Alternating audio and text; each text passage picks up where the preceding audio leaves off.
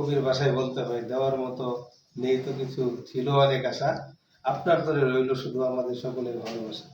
আইন শৃঙ্খলার সার্বিক উন্নয়নে ময়মনসিংহের ত্রিশালে বিভিন্ন প্রিন্ট ও ইলেকট্রনিক্স গণমাধ্যমে কর্মরত সাংবাদিকদের সাথে মত বিনিময় সভা শুক্রবার রাতে ত্রিশাল প্রেস ক্লাবে অনুষ্ঠিত হয়েছে।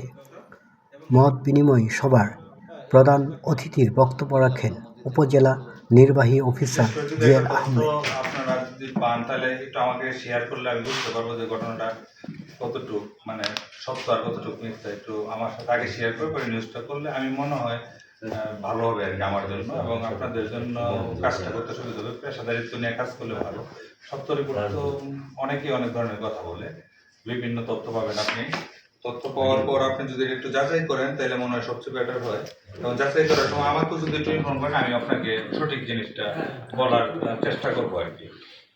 ওনার এখানে আসার আগেও তার এই পুলিশিং অ্যাক্টিভিটিসে বিস্তর অভিজ্ঞতা আছে, আপনি তো জানেন।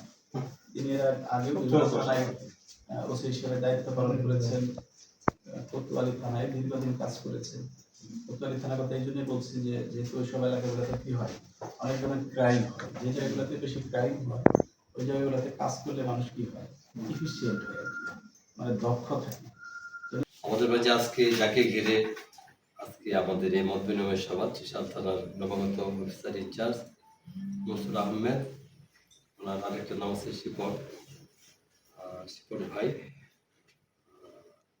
আমাদের মাঝে উপস্থিত ত্রিশাল প্রেস ক্লাবের সাবেক সভাপতি, সাধারণ সম্পাদক এবং আমাদের কর্মরত সাংবাদিক বৃন্দ, সকলকে ত্রিশাল প্রেস ক্লাবের পক্ষ থেকে আন্তরিক অভিনন্দন, শুভেচ্ছা জানিয়ে আমি দু একটি কথা বলি।